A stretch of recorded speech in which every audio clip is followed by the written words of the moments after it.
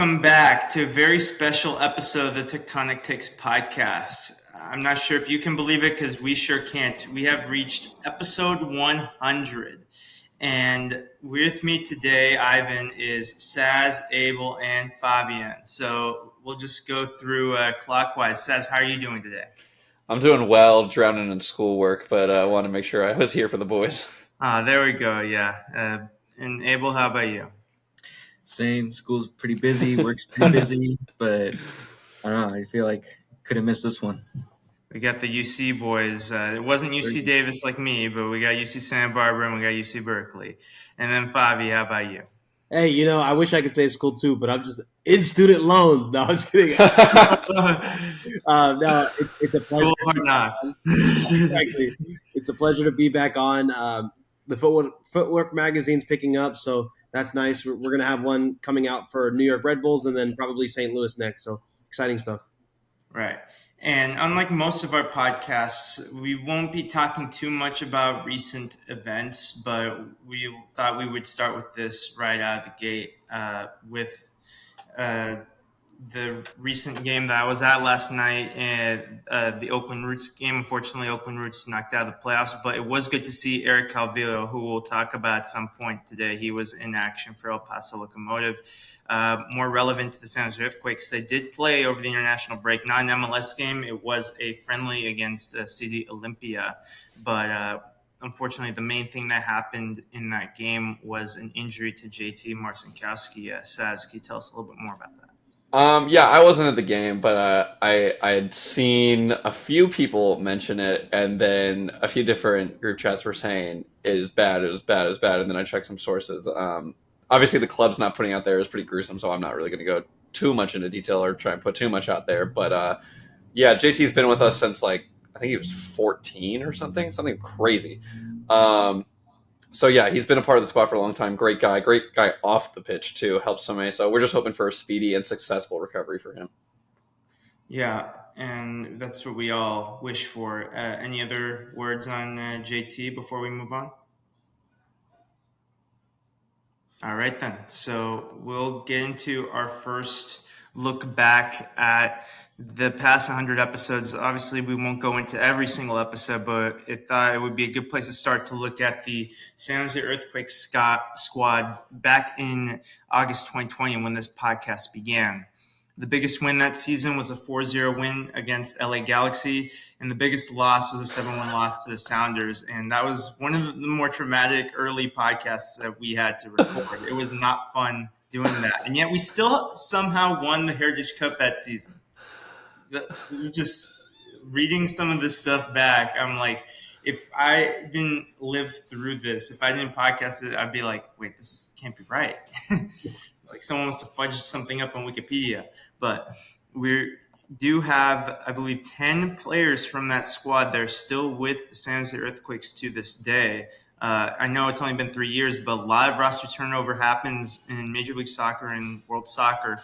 We still have Christian Espinoza, Jackson Ewell, Tanner Beeson, Jack Skane, JT Marcinkowski, Tommy Thompson, Paul Marie, Emi Ochoa, Casey Walls, and Judson. So 8 of them with our first team, and then if you count Walls and Ochoa with MLS Next Pro, so 10 total. And as for the players that have since departed us, Osvaldo Alanis now plays for Hyderabad in the Indian Super League. Salinas and Wondolowski retired as Quakes legends. Danny Houston last played for Emmen, who are currently in the Dutch second tier, back in 2023. So whether he's retired or free agent, I haven't confirmed that. Vakos plays for Ulsan Hyundai in South Korea. And he won MVP. Yeah, he won MVP there. Matt Bersano and Nick Lima are both at Austin FC. Daniel Vega retired in 2021. He was the Quakes assistant and now the AEK Athens assistant with our boy Matias Almeida. Florian Youngworth retired in 2022 after a brief stint with the Vancouver Whitecaps. Andy Rios is over in Argentina with Defensa y Justicia. Eric Calvillo, I saw last night. So El Paso Locomotive. He'll be in the USL Championship playoffs this year. Marcos Lopez is out in Feyenoord, one of our proudest, success stories from San Jose Earthquakes, seeing a player play a very big club in Europe. Jacob Akanyi-Rije is with New England Revolution 2 in MLS Next Pro. Gilbert Fuentes is with that club. Guram Kasia is with Slovan Bratislava in Slovakia. I didn't bold Kate Cal to indicate he's still with us, but obviously Kate Cal is still a San Jose Earthquakes player, so that makes it 11. They're still with us. For now, right? Maybe we thought for now. he wouldn't be here. And then Luis Felipe with Sacramento Republic. So just looking at those names of players and looking at the squad we have now, what kind of memories are brought back to you? And anyone can go. I miss Yeah. Oh, I miss Vaco as well. Yeah, I think it's not shocking he's in the MVP race. I just want to say, maybe I didn't hear you say Syed Haji and yes, Syed Haji, and yes, and yeah, I missed those two. Yes, with Syed Haji with FC Tulsa and Carlos Fierro playing in the second tier of Mexico with Universidad de Guadalajara. Thank you. Yeah. Shocking. I mean, I'm going to go straight off and say Fierro in the second division of Mexican soccer. That's a little shocking to me. We all thought Vaco had class. So him going to Ulsan Hyundai, and winning MVP, taking them to an Asian Conference Cup championship. So unfortunate that the Quakes didn't get any transfer fee for it. But it was nice to see him kind of reach the pinnacle, at least in his career, win a couple trophies and an MVP title in Korea. And I mean, the Korean national team is pretty good, I would say. I would say that they have a lot of talent coming up in that league, just like the J League. But it was fun. Those years where I lived in Japan and Baco was tearing it up in Korea were kind of fun because I could watch his games. So it was a little different. Yeah, so right from the start of our time together, when you were splitting time between the United States and Japan, it kind of set the stage for your desire to want to not just cover the San Jose Earthquakes, but you've been traveling across the country to see so many different games for San Jose Earthquakes, MLS, the U.S. men's national team, the U.S. women's national team. So it's been quite a vagabond lifestyle, but you managed to turn it into something you enjoyed, and I'm really proud of you for that. Oh, thanks. I appreciate that. Yeah, and just to get a sense of where we started with, so I was inspired to start the Tectonic Takes podcast because during the pandemic, I started listening to more soccer podcasts. One of the first podcasts from that group that I listened to was the MLS Multiplex podcast. That's where I met Drew, Josh, and Connor. I was able to join some of their podcasts, and all of them are still doing well there, covering different MLS clubs, albeit to a lesser extent, as life has also taken them to different places too. And also the Fair Weather podcast with San Diego Loyal. So in particular, their affiliation with the Beautiful Game Network. I noticed that there was a lot of different podcasts there covering various different clubs in MLS and in the various levels of USL. And as the months of the pandemic went on, as unemployment continued, as I got those checks, but still I needed something else to do. I reached out and thought, hey, is there any way I could start a San Jose Earthquakes podcast? And they were very happy about that. They were willing to help. It was tough for me at first, just with the mechanics of it and doing it myself. So I sent a link in our chat here for the first ever Quakes podcast notes I wrote. It's very basic, very disorganized. It was when we played against Minnesota United and we lost. I believe this was the loss in the MLS is Back tournament. Magnus Eriksson scoring a penalty. Yeah, I remembered that. But then we ultimately lost 4-1. Names like Luis Amaria and Marlon Hairston definitely dates it. And we got some questions that I asked from different communities. At the time, I think I was in like a Facebook group. And that was probably it for my involvement in the San Jose Earthquakes. Because I remember you were in that Facebook group too, Favi, and that's how we met.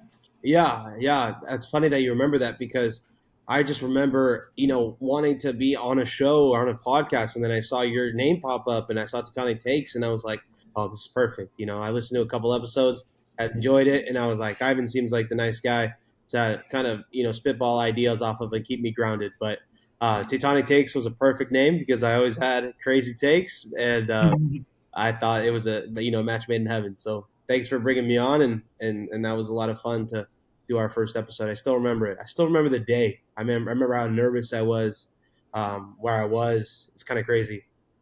Right. And then just looking at some of the other notes, like previewing the semifinals, like Orlando versus Minnesota and Philadelphia versus Portland, how all those teams have kind of just been in that purgatory of like playoff contender, but can't really get over the line. And I think the closest of them in MLS Cup over the last few years has been the Philadelphia Union. They've had so many good shots to win the MLS Cup. They haven't done it yet.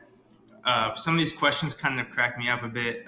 Does this loss hurt Jackson Yule's U.S. men's national team case? I think even then, like his case was a little flimsy, for being honest, and now it's not really existing. It's Cal that we're worried about his chances in the future now. I'd like to interrupt right there. Yes. I'm going to plug myself. I actually just interviewed Jackson Yule, and I asked him that exact question, and stay tuned. He had a very good answer for that. Oh, wow. All right. Yeah. So obviously still more to come for us in the immediate future of this collection of content that we provide for you throughout the Tectonic Takes. And then my last question that I had on this episode 1 notes, who was San Jose Earthquakes player of the tournament? Chris Wondolowski, of course, evergreen answer. Magnus Eriksson, a big what if for the club. We wish we could have kept him longer. He was transferred out shortly before that squad that I put together for the opening segment of this podcast. And of course, Christian Espinoza. So this is a really big tournament, not just for Christian Espinoza to announce himself as an important player for the Quakes' future, but also this was the first glimpses we got of Kay Cowell, 16 years old at the time too. So it's just incredible how so many things have changed, but yet Kay Cowell's still not even 20 yet. Yeah. Makes things really put in perspective. So I did the first 2 episodes. I was on my own. You made your debut, Favi, in episode 3. So what was your mindset preparing for that first episode? Oh man, I remember it. I still remember it. Like I remember telling you, "Hey man, I don't know too much, so don't go hard on me." And then you did a quiz, and I was like, "Oh God, great!" That's the teacher in him. That's the teacher. Like, way to make me look bad. No, but it was a good time. It was a lot of fun. Yeah, I still remember how nervous I was. I had a dress shirt on, even though we were only audio, right? So I had my hair done, so it was something. I was like, trying to impress Ivan too, because he was having me on, and he had the courage to find a co-host, someone that he didn't know before. So yeah, it was something that was, it's really cool because it really did make lifelong friendships with all the guys here and all the new guys that are on the show too. So I'm actually, and everybody in the community too. I mean, I love our Discord community. I always hop in there when I can, and it's always a great blast. And when I was a Quakes fan, I always felt like that was missing. And Ivan, Saz, Abel, Devin, Abram, they've all done their part helping out with the community and helping out with the show. And I feel like this show is a nice representation of the Quake fandom. And I feel like it's always, had its place in the Quakes community if you wanted to listen to a couple friends talk and chat about, their San Jose Earthquakes and then other things too. Yeah, and shortly after we would bring in our first additional host, and this is a legitimate question for you, Favi, because I checked both his Facebook and his Twitter. He hasn't posted anything in like a year. What's William Schneider up to? Yeah, Will was a close friend of mine in high school, and that's why I initially brought him on the show because I needed someone. I liked Ivan so much, I didn't want to hurt his feelings, but I could hurt him, and I had to spitball off of him some crazy takes too. But no, Will's doing great. He's about to be a father, so he's a little busy. But yeah, he got married. He's about to be a father, so he sends his best wishes. I posted a little nice memorial about all the episodes we have, and he liked it. So it's funny. I'm like, oh man, I never see him on social media. So he sends his best regards and happy anniversary and congratulations to everybody here.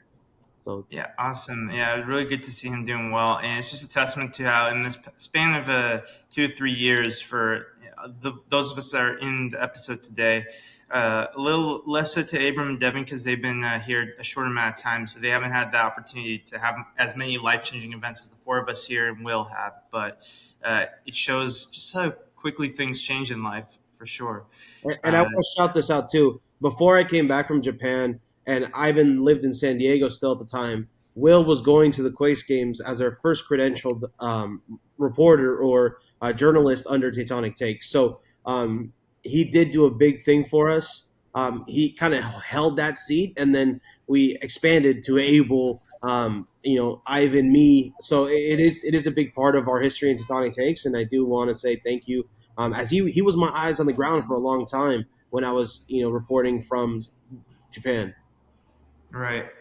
And yeah, that's kind of kicked off our first kind of era during the 2020 season, the remainder of the 2020 season, obviously because of the time that I was inspired to get things started with the Tectonic Takes. We weren't really covering the earlier part of the season, so we kind of just picked up in the middle of the season at the end of MLS is back and the remainder of the season that happened. And it was just a bit of a roller coaster. We talked about the 7-1 loss to the Sounders and how difficult that was for everyone.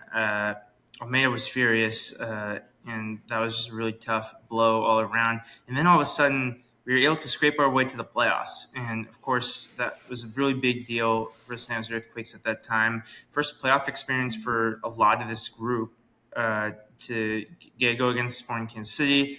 Wondolowski tying it up late, and then, of course, Tim Melia stonewalled us in the penalties. But it gave us a lot to look forward to and a lot to talk about for those first 20 or so episodes. And this was a time where we were bringing in a lot of guests. We collaborated with Dom from Quakes After 90, Danny Betancourt, who did his various podcasts. Our 10th episode was with Dan Burkhead, Quakes fan. At the time, he was doing so many different graphs and charts and articles for the Quakes. And another indication of how much all of our lives have changed during this time started a few months ago. Dan Burkhead now owns a sports bar in San Jose, really close to the stadium. It's about a 10-minute drive to PayPal Park. And he's hosted watch parties for all the Quakes games, and he's able to do something that he really enjoys doing, and he's put a lot of love in. So I definitely encourage you all to go to the Triple Threat Sports Bar in San Jose when you get a chance. And we're going to try to coordinate with Dan to see if we can bring some of the Tectonic Takes crew and Discord community over for at least a game or two next season. We'll see about Wasn't that. 21 though, right? He'll let you in if you're under 21, but you won't serve you alcohol. So, Hey, I got a fake for you, Abel. Don't worry. Better get my man's license taken away.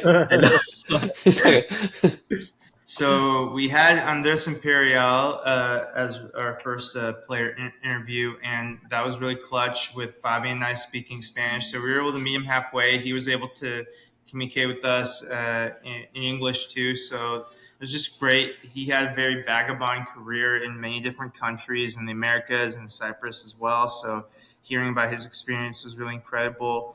And then we had a couple interviews with Eric Cavill during a time of flux in his career, and he's really had to work hard to get some sort of role in San Jose Earthquakes, and then his opportunities in USL and on the apparent, turns out sinking ship with Reno and how that folded. It seems like ages ago that Reno were in the USL Championship, and now we're dealing with other clubs like San Diego Loyal that their lifespan has come to an end.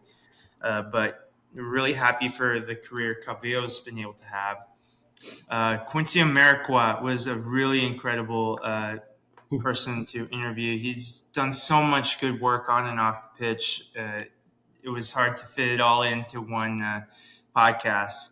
And likes of Simon Dawkins, Florian Youngworth, Marvell Wynn as well.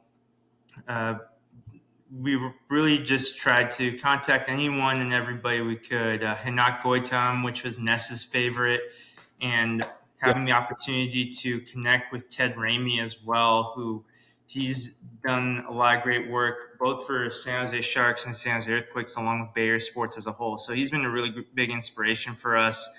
And even though we were just starting out around the 20s in terms of episode count, he talked to us like he was our peer.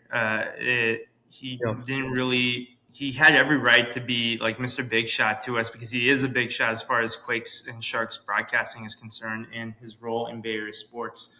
But he's just so chill, and I feel that when I listen to his Morning Tide Sharks podcast, that he knows how to talk to a fan base that has been through so much difficult transitions, both the Sharks and the Quakes. We've had some rough years, but he puts things in perspective, the right balance of hope and optimism, and that has kind of guided the way that we try to approach the Quakes, because it's not going to be good content if we come to the Tectonic Takes and try to sell you something that no one's buying. It's like, oh, the San Jose Earthquakes are like 1 year away from being MLS Cup champions. Or at the same time, the opposite end of the spectrum, it's like, we're just going to be doomed every single season. It's like no one wants either one of that. You have to find that healthy medium. Well, Ivan, let me interject a little bit. Yes. With the player interviews, let me give some little tidbits here. Quincy Amarikwa interview was 6 hours long. Love that guy, but he could talk. I mean, that guy. I'm so glad he has a role in Black Players for Change and for the MLS PA. But man, what a perfect role. I mean, he's such a good speaker, so well spoken, and would talk to us. I mean, we had like 5 episodes for 6 hours. That was something that was incredible at the time, and almost I needed like 2 cups of coffee during the whole interview. But it was a great time. Yes, our first fellow Aggie as well, so he has a special place in my heart because of that. Best ever UC Davis soccer player. With all due respect to all the other players I've seen play, and I did get a chance to become friends briefly with Roy Boateng. I got to speak with him a couple times while we were both at UC Davis, and he was drafted by the New York Red Bulls and spent some time in USL there as well. But yes, UC Davis legend. I wanted to also say about the first F-bomb on Tectonic Takes, or the first profanity word, actually came from Florian Jungwirth. When he dropped I think it was an F-bomb on air, and I was like, all right, well, there we are. You know, this is the type of show we're running here, and I want to give a little backstory on that. At the time, I mean, I wasn't a reporter. I wasn't a journalist. I was just a fan on a podcast, right? I just messaged Flo on Facebook, and he saw it, and then he came on the show. I never thought Facebook would be the one that would be the way to contact these guys, but that was a nice little kind of fun interview there. Another one too, Simon Dawkins was a great interview, a player that I really looked up to when I was a fan, a player that I loved on his first and second stint. I felt like his second stint did all right, not too bad, but that was always a fun podcast for me. And yeah, I mean, those player interviews in the beginning, Eric Calvillo always – I mean, I have a jersey of his in my room because it was my first interview, and he didn't big shot us either, and none of these guys big shotted us. So that was something that I was really grateful for. And a lot of these guys, you know, I got to give them their flowers. Going back to the Hinok Goitom episode, that one was really shocking to me because it was a player that the Quakes fan base really was interested in, a player that possibly could have a good career with the Quakes. It just didn't work out that way. Didn't have enough of an impact on the team. He had goals, but just not enough. But that was fun to hear about the racism, or not fun, but it was something exciting to hear about when it came to him working through racism in Sweden, where it just opened my eyes. I thought, it was something brand new to me, and how he never represented Sweden, and how he felt closer to his parents' home. And that was an interview that, that one felt really right for the Quakes community, because it was something that we didn't really know the player. We didn't really know much about him. So it was something fun to kind of bring back around. And he went on to be a legend at AEK, the biggest club in Sweden. So it was, and he's a analyst for Swedish soccer scene. So it's just something that I didn't see coming, and it was something that I really enjoyed as well. Yes, AIK, I think. AEK is Greece, but yeah. Oh yeah, AIK. Sorry. Yeah. Right, but yeah, that's all great. And like the point about how being a San Jose Earthquakes podcast and living in the Bay Area for as long as we have collectively, we are aware of the diversity here in the Bay Area, and we kind of take it for granted in a way. But there's still more to learn. I think that the types of perspectives that we get from the players that come to play for the San Jose Earthquakes, a Black Swedish player, for example, is not something that we encounter as often in the Bay Area as, say, learning about the backgrounds of someone with Italian background, Mexican background, Filipino background here in the Bay Area, for example. And since we're still going to get to when Saz and Abel made their debut, I just want to check in. Where were you at with your Quakes fandom around 2020, 2021, Saz? I don't think I had started anything with my friend Jacob at the time. He's at law school right now, so that's why he doesn't help out as much anymore. He's going to be my future lawyer. 2020, yeah. It all gets lost with COVID, but let's pretend I started around then. I know I wanted to start a podcast, never really did, and I kept regretting, like, oh, I should have done this year, and then something happened where I'm like, I'm just gonna do it, because Jacob and I were calling each other after every game and ranting for about an hour. As far as fandom, the first game I went to at PayPal Park, I think we lost 5-0, and I said I had an amazing time. Oh my god, imagine if we like won. Which, that season we didn't really end up seeing much of, but beside the point. I just loved it, and I think I just love the club. I love being a part of the scene. It's tight-knit community, and I know every club says it, but San Jose is really different with that. Like you said, with the Bay Area being so diverse, we even get to meet the players, and like you really get to realize they are people, and that's something I realized with my first few videos. Like, it went from talking to them like these big shots, like how we were kind of saying, and like even I would roast sometimes, and then like I got to meet a few of them. I'm like, oh, these are real human beings, and I kind of took a step back from that. They're not fictional FIFA characters. Yeah, no, for real. Like, for real. I mean, they're just like you and me. I mean, there's some of them that really think this, that, or the other, but you're going to meet that all throughout life. I feel like that answered some of the questions. Yeah. Abel, how about you? 2020, 2021, that turn between those two seasons. I guess I started watching the Quakes. When was it when Orlando City came to Levi Stadium and played the Quakes? Oh, that was a cocktail. 15, 16? 2015, 2016. Yeah. So that was the first time that I ever attended a Quakes match. And I went to see Kaká. I had no intentions of like learning anyone on the San Jose roster. I even showed up with a Real Madrid jersey, which is that's like a no context MLS kind of moment. But I ended up kind of really liking the whole atmosphere that the supporter groups created for the San Jose Earthquakes. And, they were local. So, it was like, your San Jose Earthquakes. And I was like, oh, these are my San Jose Earthquakes, right? And then I kind of followed them very loosely for the next few years. It wasn't until it's like 2018, 2019 that I really started to pay close attention to them and follow them as a team. And then 2020, 2021, I was already pretty well aware of the rosters from the previous years, the history of the club. I felt pretty comfortable with all of that. And then as soon as I graduated high school, I was like, well, I think it's time for me to really get into this world. I knew that I wanted to do sports media. There's a long and complicated history with what I want to do in the future and how that kind of came to be. But as soon as I graduated high school, I was kind of going through like an identity crisis where I got waitlisted by UC Berkeley, right? And I ended up going to community college.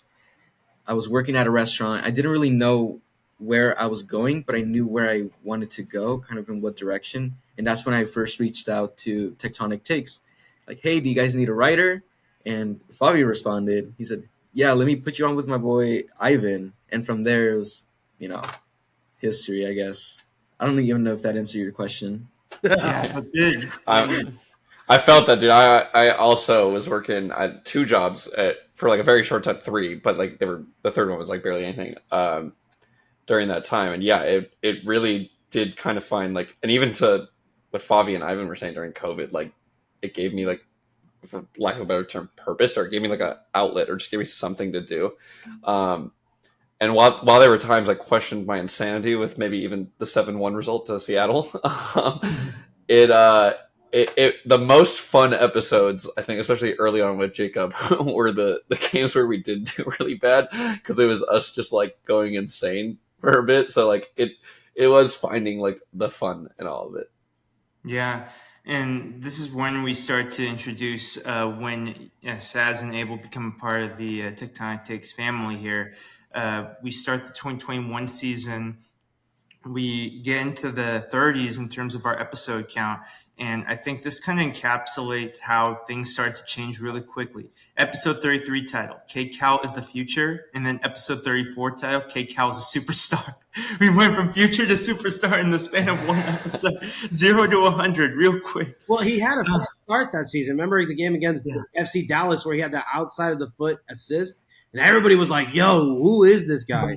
So it was a crazy first start to the season for K-Cal.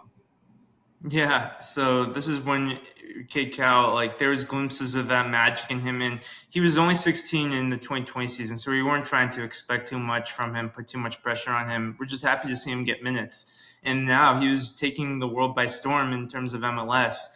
But while that was still happening, we also had a little bit of a history made in episode 40. Chris Wondolowski, the MLS GOAT, the game against Chicago Fire, where he broke the all-time goal-scoring record for MLS, a record that I still feel will never be broken because of how much things are changing with MLS and how much players come and go in the league. But there could be a few contenders if, they feel so implied to continue to keep playing. But let's just think back to that moment when Chris Wondolowski became the MLS goal-scoring GOAT. Abel, what were your thoughts? I remember the day I was here in my house, and I wasn't paying attention too much to the TV. I think I went upstairs for something, stayed in my room, and I left the channel on in the living room. And I came back, and all of a sudden the score was what was the score? It was like 4 for something. Yeah, 4-1 or 4-0, something. 4-1. 0-4. It was Yeah. it was 4-1, 4-0. and I was like, "What did I?" Ended 4-1. Oh, It yeah, ended 4-1. 4-1. Gotcha. Okay, yeah. Well, it was 4-1 or like one Whatever. one Yeah. goal. Yeah. We were beating them. What did I felt like I missed everything. I felt like I missed everything. Yeah. Favi, how about you? How did it feel? Yeah, I mean, 4 goals to pass the record is insane, right? Someone like Chris Wondolowski, honestly, I wish I was older when he had his reign in San Jose so I could appreciate it more. Seeing the way Josef Martinez struggles to get double-digit numbers in MLS at his age right now just shows how crazy of a talent Chris Wondolowski really was when he was 37, 36 years old, able to still put in all those goals at the age he is. Because if you look at a guy right now like Josef, where he has a chance to, it's hard to imagine him putting as many goals in the back of the net as Chris Wondolowski did without the help of Lionel Messi. So it's just, again, kind of a crazy moment. Unfortunately, overshadowed by some lows in that season or some lows in the Almeida kind of reign. But yeah, I mean, he still is the MLS GOAT, and I think he's going to stay the MLS GOAT for a while. And I still want to petition to put the Wondolowski Golden Boot. I don't know why that's not a thing.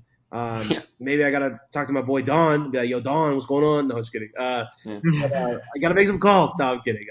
But yeah, I mean, it should be called the Wondolowski Golden Boot because the way he put up goals in that span, that career he had, and being I talked to Kai Kamara a lot this season, doing a little traveling, and he always brings up Chris Wondolowski and how him and Wondolowski are Division II guys.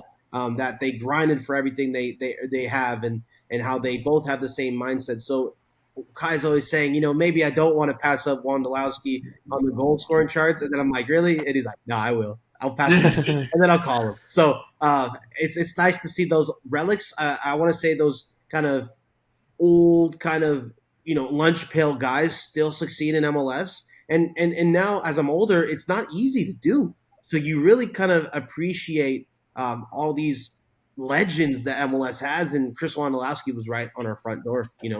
There's still some of them around. Some of the midfielders like Roger Espinoza and Dax McCarty, but yeah, it's definitely a symbol of a time of a different point in MLS history. Like when Chris Wondolowski really announced himself as a player to contend with an MLS in 2010 in that playoff run where they knocked out the New York Red Bulls. That was the MLS has 16 teams then. Now we're almost double in size in comparison. That is Saz, what was that conversation you and Jacob must have had when that happened?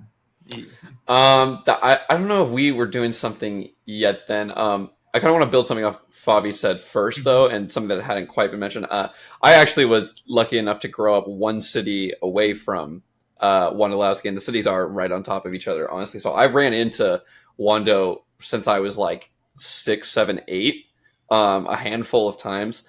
And I think, honestly, the reason he's not it's not the Chris Wondolowski Golden Boot is because who Wando is as a person. You always hear people say he's a good person. He's a good person. Yeah, a lot of them are good people, but Wando is just, and this is gonna sound terrible, but it is a really good compliment. It's just another guy. He speaks to you like you're just another guy.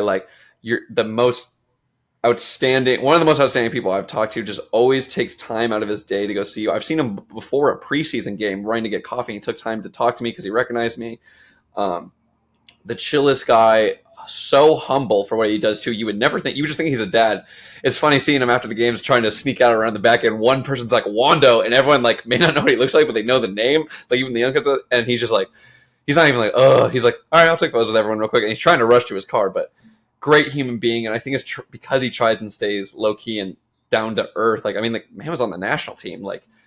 But yeah, I was actually playing it's Sunday league, but it was on a Saturday morning, a Saturday game, and then the team went out for a lunch, and oh, the Quakes game is on. And I look at my phone, and Wando just beat the record. They're like, what? He was 4 or 5 goals away. He scored 4 goals. And then I saw the goal that did it. It was the goalkeeper dropping the ball and him tapping it in. And I'm like, there is no better way for Chris Wondolowski to break the record than a more Wondolowski poacher goal.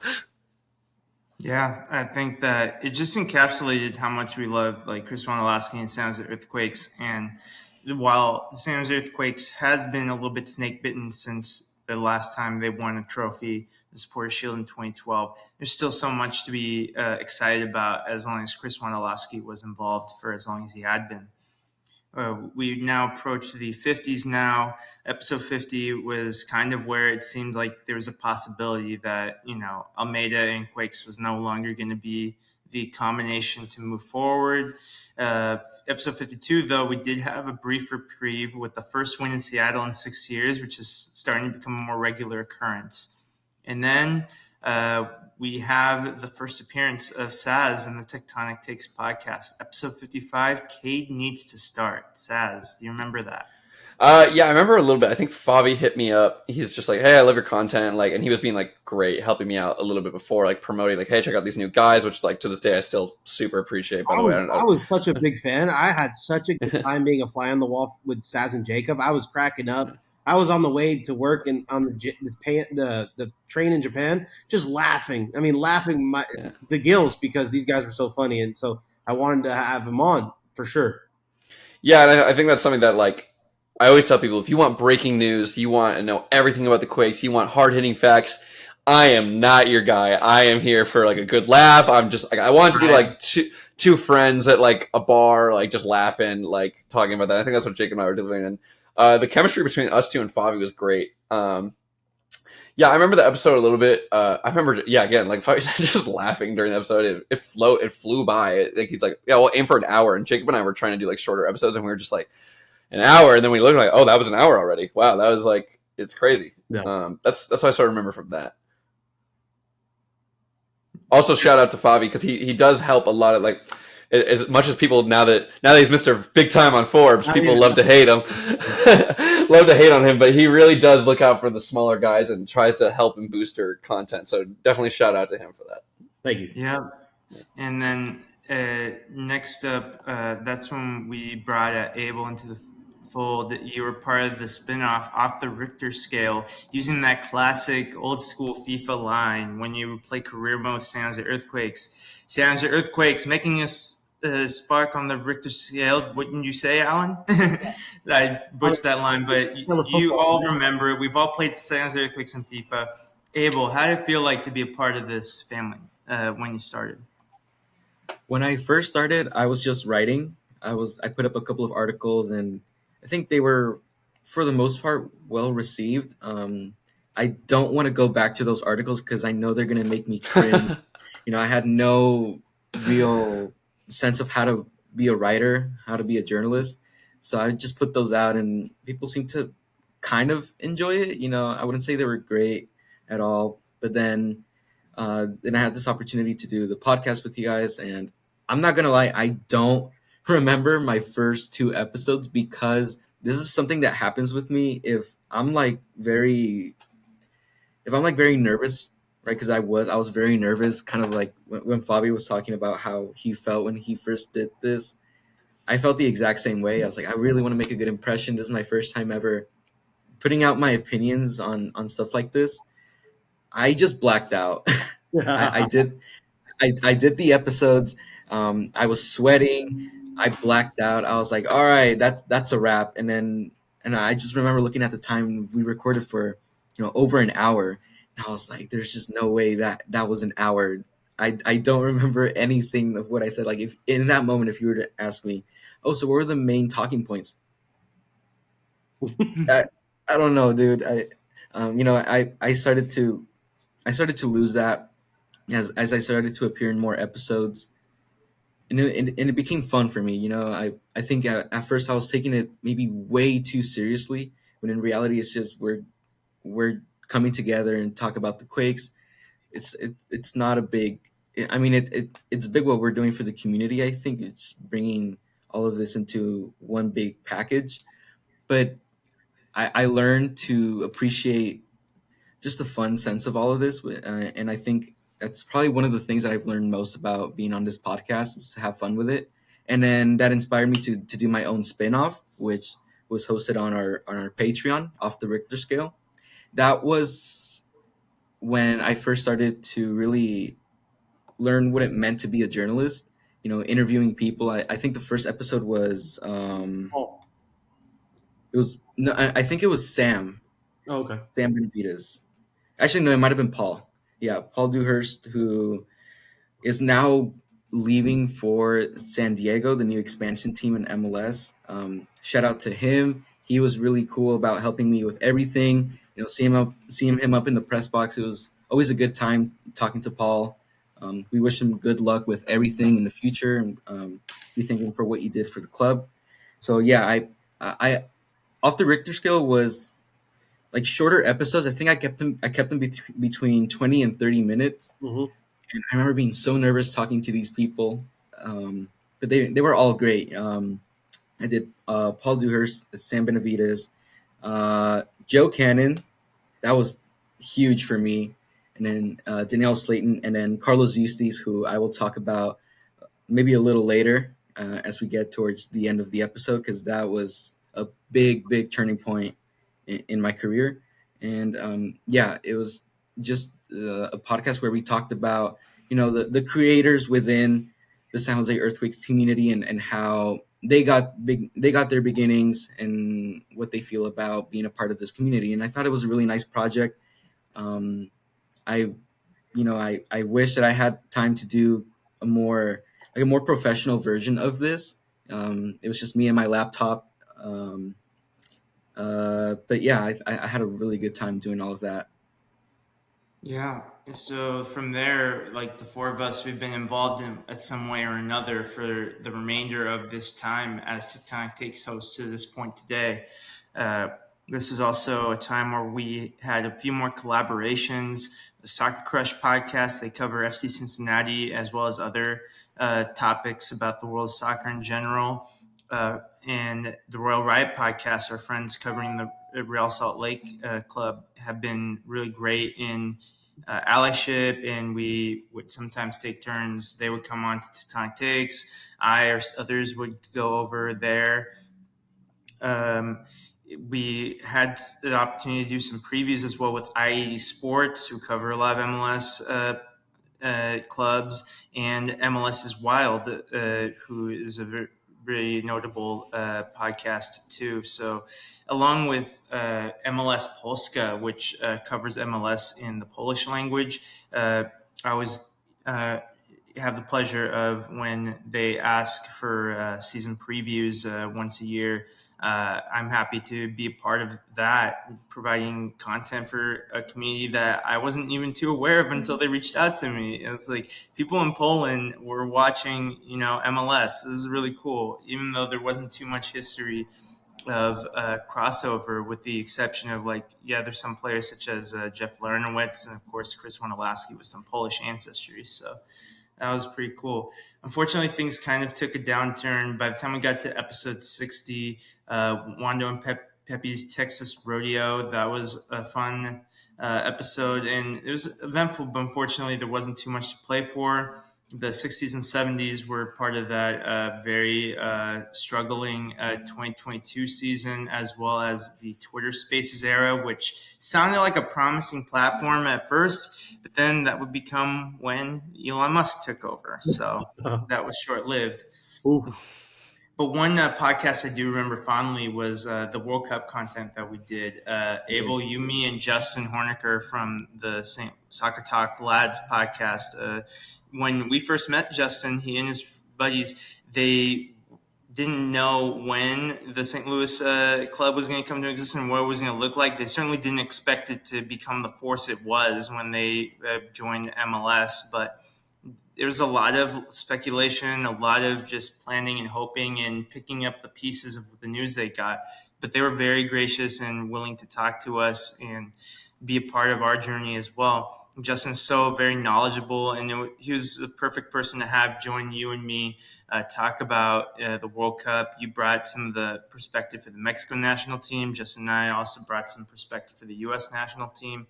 Just going through the countries, because for me and for many Americans, my gateway to soccer had been through the World Cup. I'd been through international soccer, and the club soccer would come after that. So whenever there's an opportunity to talk about the World Cup or international breaks, CONCACAF Gold Cup, it's just something that brings me a lot of joy. You remember that conversation? I think to this day, that's probably my favorite episode. I had so much fun talking about not just, it wasn't just an overview. I think that episode was pretty long too. We went really in depth about the rosters and everything that was surrounding these national teams. And I had so much fun talking to both you and Justin. He's such a great guy. I'm glad that he's still around doing what he's doing. He's doing pretty well on Twitter right now. I hopefully we can do that pretty soon. I would love to do that again. That's by far my favorite episode. Yep. And then now we get to episode 80, and now we're back to this season, and things are kind of like crystallizing. As some things got clear, some things got a little more complicated because we're busier than ever now. We had a lot of times trying to figure out, okay, how are we going to do this juggling and scheduling? And this is how Abram and Devin would soon come into the fold too. Their extra ability to contribute and do podcasts and edit the podcast has been super helpful. Their skills are so essential to what we do here. We were pretty much now all into YouTube. We decided, okay, YouTube is the way forward for us, that we felt like we had the most control over our content, that we could get it out the most easily and accessibly, consistently. So we're going to go with YouTube from now on, and that's kind of the direction we went. Episode 80 kicked off this season, and probably the biggest interview we've had. Favi, you interviewed Tom Bogerts, and congratulations, Tom, on getting married. So that was a big announcement he made on Twitter too. Favi, that was an incredible moment. Tell us more. Yeah, I mean, he's a nice guy. It was a time where Quakes fandom was at an all-time high, right? So I was like, you know what, I'm going to shoot this shot. Since then, I've got to know Tom personally. I've seen him at multiple games. I've shared drinks with him. So it's something where, one little DM can shoot into a big relationship. And I'm very grateful for Tectonic Takes for being a platform where I got to meet one of the biggest reporters in the country. or analyst, pundit, whatever you want to call him. But he's the guy in MLS, and that was a turning point for Tectonic Takes, because I felt like at that point all of us kind of had our ground in who we are really. Abel was with Telemundo. Ivan, you were becoming a teacher. You were already a teacher, but you were becoming more in person, right? Saz, you were already the talk of the town. I remember Miro coming up to me and saying, "Dude, that Saz kid, he's hilarious." Right? When the players are coming up to me and telling me that Saz is funny, that's something else, dude. So that was always a good time. But yeah, I mean, this was a great time for Tectonic Takes, and this was a little cherry on top with getting Tom Boger to come on in and talk about transfers, and that was something I look forward to doing maybe next year as well. But we'll see where we go. Shout out Miro, that's my guy. Yeah. And then when Abel, you made your first appearance for the season, you and Favi had this bold prediction at the time that Quakes will make the playoffs this season. Abel, what was in your gut that led you to believe that you felt that there was a chance we could make the playoffs despite doing so poorly the year before? I think it just had to do with talking. I believe at this point I'd talked with Luchi Gonzalez a couple of times, and just his professionalism and the way he approaches the game made me feel like this is gonna be different, right? And I think if we win against Austin, I'll be right. I did say that it was gonna be lower table qualification. Even mentioned somewhere in there the wild card. I don't know. I just had that feeling that Luchi Gonzalez was going to take the team in the right direction. It hasn't been perfect, right? There's been hiccups along the road, plenty of hiccups. In terms of what's happening with the roster, do we have enough depth? That's been a talking point all season, but they've managed to get through that to some extent. And I think when I look back at that episode, I think it was a good episode. Me and Fabi just talked about season expectations. I remember being in the zone, being really, really focused on what was coming up in the season.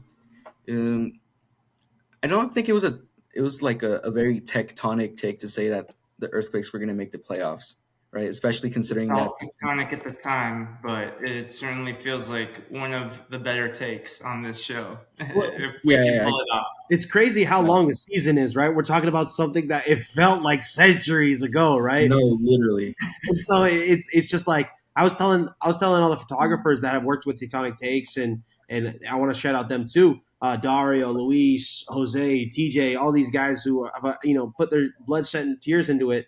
But dude, the season's so long. I mean, like 7 months. Yeah, I feel like this is Lee's Cup has extended the season so long. But talking a little bit about what Abel had to say too, it wasn't that crazy of a take, because I felt like Espinoza was going to have a better season, and we kind of saw that. We saw Espinoza kind of have a better season. I remember in last year's Seattle game in Seattle, Espinoza started going a little more centrally and starting to shoot a little more centrally, and maybe that he didn't do that this season as much as I wanted him to. You definitely saw the class coming from Espinoza, and undoubtedly should be an MVP candidate going forward for this team and for many years to come.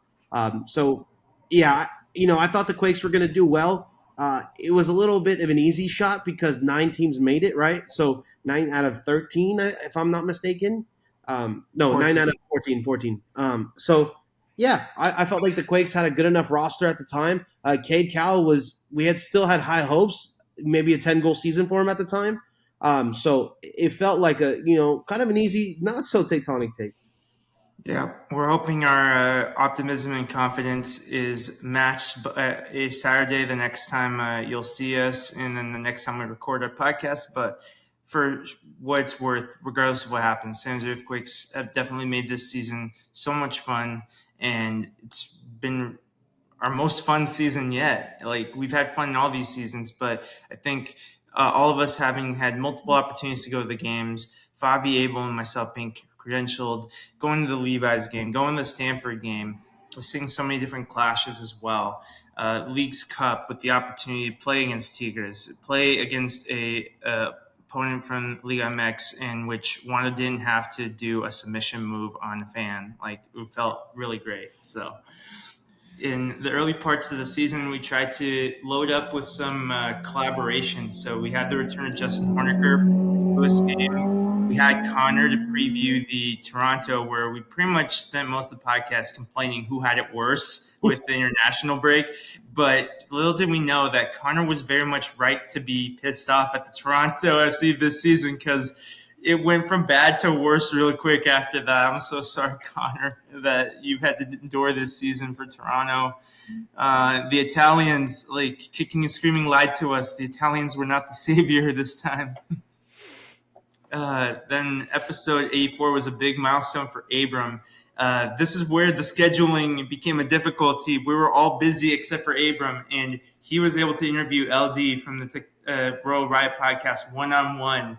Abram was so nervous. I helped him out, but he had a great time after the fact. And we still use this group chat between myself, Abram, LD, and Hayden, called Zion versus Yosemite, Utah versus NorCal. Yeah. So it's been so much fun developing that friendship with the rest of the Royal Riots crew. And episode 88, the friendship that I've made with Kylan Mills. It's hard to pinpoint where it started, but at the time she was starting out in reporting for Bay Area sports teams, and she was just super funny and super great with the covers that she provided. So I immediately gravitated toward her. She was very welcoming. She was supportive of the podcast before we knew that Kylan was going to be working with San Jose Earthquakes this season. And we were able to communicate, and meeting her in person, she was just very kind and welcoming and so funny to talk to. Abel, you were there for some of those conversations we had with Kylan. She's just a great personality to have. Everyone we've talked to in those spaces, all the different reporters, media outlets, and all the different head of communications in San Jose Earthquakes that we've come to know, Jake Pisani, Pedro Ortiz, and now Ryan Negrete, have been so great. And that interview with Kylan Mills was so much fun. She was able to be so authentic, and it was just an incredible conversation. Any other thoughts on that Kylan Mills episode? Yeah, I remember being devastated that I had to miss that episode because I believe at this time I was doing Berkeley orientation stuff. So I was Berkeley. Yeah. Sorry, Dad. I was just so out of it. I don't think I was checking my phone at all for like a couple of days. But I did get to meet Kylan Mills at the beginning of the season. And she's just such a great person. I remember when she was helping out in the press box, we would just be joking around all the time. She's like such a funny person, so authentic, like you said, Ivan. Very, very great person that I've had the pleasure to meet. Yeah. Favi couldn't even imagine that. I always see him on his phone looking for the next update or next rumor that's on this thing. He couldn't possibly imagine that. I'm thinking, how many games did he miss? He's like, 1, 2. Yeah. And then the last milestone we're going to acknowledge, since we're not getting really close to, like, you've already heard these episodes within the last couple of months, so we don't have to recap them for you all. Episode 90. And I've waited till this long to not mention another passion in my life that I find a way to integrate into every other aspect of my life. I was very proud of this episode title, and y'all have been well aware of so many of my bad episode ideas, but some good ones. Prepare for trouble and make it double. I'm a huge Pokemon fan, and this is a very important point of the season. You know, this is after the Stanford game against Galaxy. We had LAFC in Seattle, and I think the Sounders game that we previewed, that once it played out, we were able to beat Seattle. That was like a really standout moment for us. We were able to do a double between Seattle home and away that season. And yeah, it feels like more time has passed since then, but this was pretty much the calm before the storm. It was before the Leagues Cup. It was before this gauntlet of an end to the season. And it pretty much set the stage for the remainder of our content this season. and we doubled down our efforts. We had to do a little bit of rotation here and there. I was starting a new school year of teaching, and then all of us continued to expand our different roles. Abel and Saz continuing with their education too. And overall, we can confidently say where we're at now at 100 episodes, and now having brought in Devin and Abram as part of our crew, uh, we're really happy for where Tectonic Takes is going, regardless of the view counts, regardless of the like counts. We know that we have a place in the community that was earned through our love and dedication to the fans and to the club.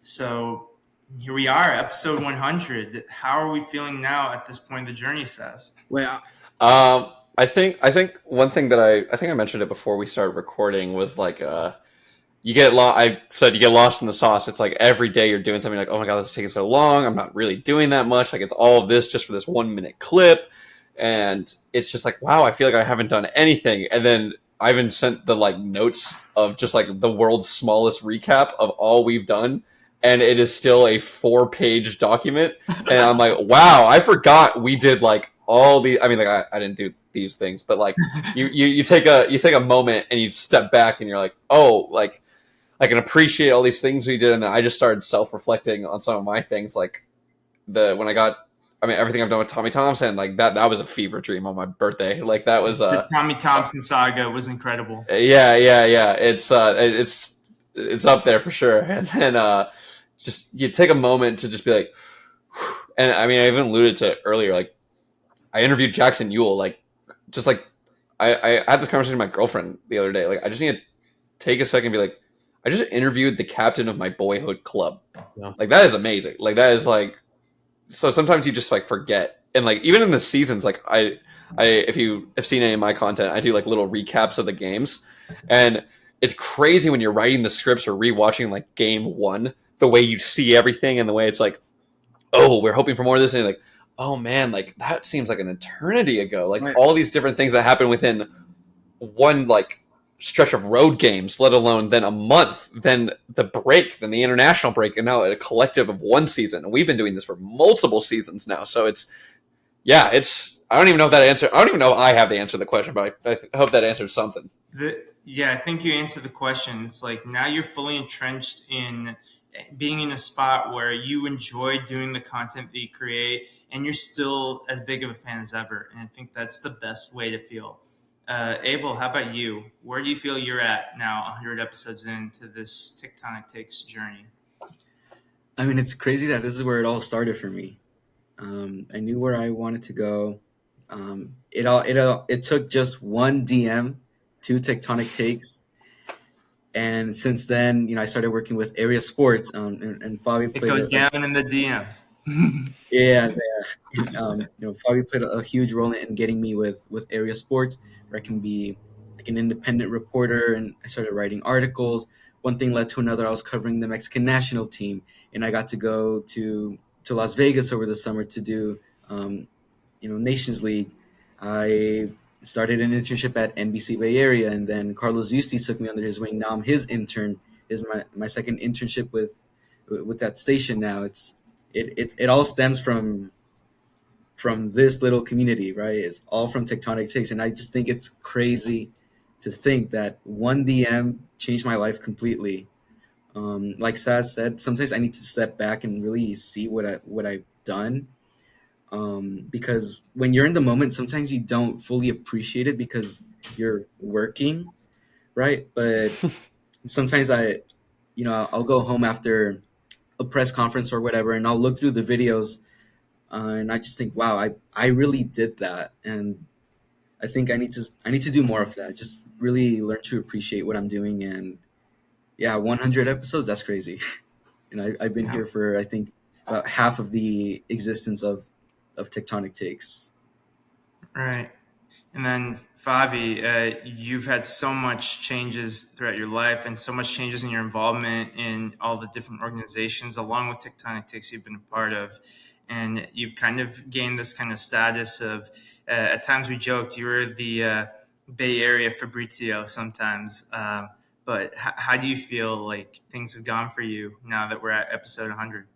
Yeah, man, this is a tough one. Yeah, I'm about to cry. No, it's a tough one because, uh, I became. I hate to say it, like through these 3 years, I became a man. I became someone that, I try to be so that they look up to me when I can help the small guy, I can help a young reporter, and I've achieved that. I've also achieved creating a community for the Quakes, a team that was my boyhood club. I've interviewed the likes of Vela, I've interviewed Chicharito, I've seen Gareth Bale. Like I talked to them, but the one person who gives me the jitters and gives me the butterfly still is Chris Wondolowski. So I do have a lot of love for this club, and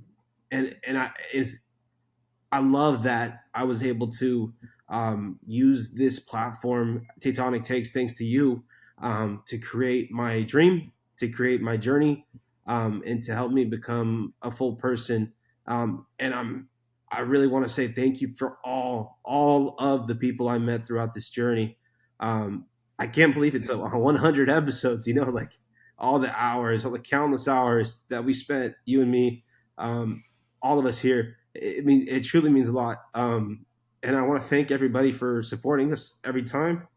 I want to thank everybody that really took the time to be on a show. Um, yeah, it's a little tough, but yeah, thank you so much, everybody, for listening and always supporting us. Right, and I guess this is a good time to ask Abel and Saz. Saz, we'll go with you first. Who are the people that you specifically want to thank? And then I'll do my best to thank everyone else that has been a part of our journey.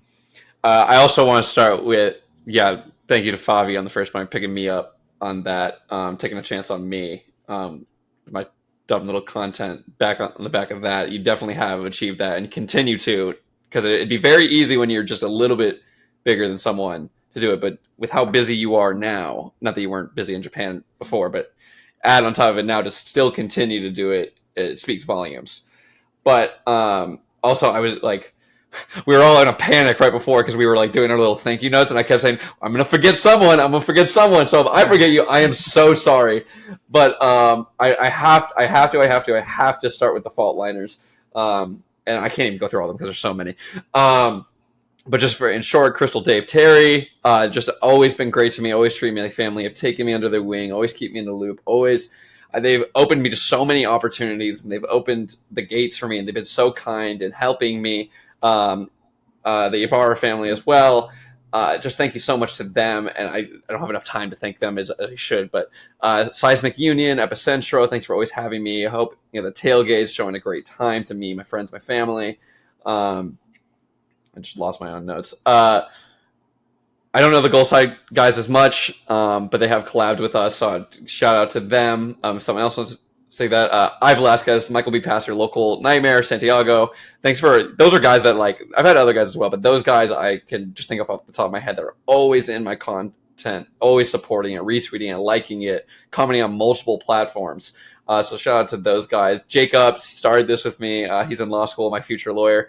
Thank you. We hope you don't need it. Yeah. The case of the Tommy Thompson restraining order.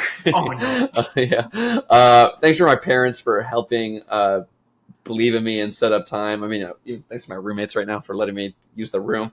And then I have in my notes TT and TT. Thanks for Tectonic Takes for taking a chance on me. Inviting me on even for this episode. And then, of course, as much as it is a meme, thank you, Tommy Thompson. I just started as a kid and being like, wow, this is my favorite player to go and watch in the game, and just making a silly little video. I'm going to make content every day till he responds. And I had a month and a half worth of content. Jacob and I were sitting down, we were thinking of funny videos, and on day 2, he responded. He's like, let's do it Tuesday. And I was like, oh my God, running laps around. So, and I'm so sorry if I forgot you. There's so many other ones. But yeah, that would be the short version. Yeah. Abel, who would you like to thank? You're muted. Sorry. Mom and dad for being very supportive from the very beginning. My high school teachers that taught me a lot of the skills that I now use in my career. Even a couple of my professors at Diablo Valley, who really pushed me in terms of my academics and this career that I'm pursuing. Carlos Eustace and Max Cordaro. I mean, those are the guys, right? I'm so happy that I can learn from the very best. Um, Obviously, everyone here in Tectonic Takes, that should be a given. The people from area sports also. Alonzo, there's way too many people in area sports for me to go through the whole list of everyone that's been supportive of me. Um, Javi is one guy that comes into mind. I've collabed with him on a couple of pieces. To this day, one of my most read articles. He's just a great guy to collab with. The people who also consistently respond to the things I post on Twitter, Instagram. Um, there's a couple of them. Uh, I'm like so blanking on them right now. Luis Velasquez is one guy that comes into mind. He's always commenting on Twitter and reacting to my stories. He's been very supportive of the things that I put out. Um, yeah, I'm like, if there's someone that I missed, I'm sorry. Because I also don't want to repeat everyone that Saz already thanked. I feel the same way towards Crystal and the rest of the fault liners. They've been great. Um, Jake, Pedro, Ryan, they've been great with us. And yeah, Cool. Saz, you want to do one? Yeah, sorry, I did have one more. And then also building off of Abel's point, there are people that are going to be mentioned later I would like to thank, but I want to make sure that they're given to their correct group. I just want to thank the Earthquake staff media, whether it be RP at the games helping out, and then also club president Jared. He has been phenomenal to me. The reps, they've been great. Andrew, like all of them, they're all phenomenal. So the Quake staff, especially Jared, president, have been great to me. So I just want to say thank you to them as well. All right. So I'll briefly talk about my journey through this, and then I'll do my thanks, and then we'll wrap it up. So yeah, 2020 obviously was a really tough year. When I started this podcast, I was unemployed for 5 months at that point. I was living in San Diego, and I was in a long distance relationship with my now fiance, and we weren't sure, what the future held in many aspects of our life. I had the opportunity to do a teaching internship that was unpaid, that was going to hopefully be the gateway to what is now my career, now teaching here at SF State and College of Marin.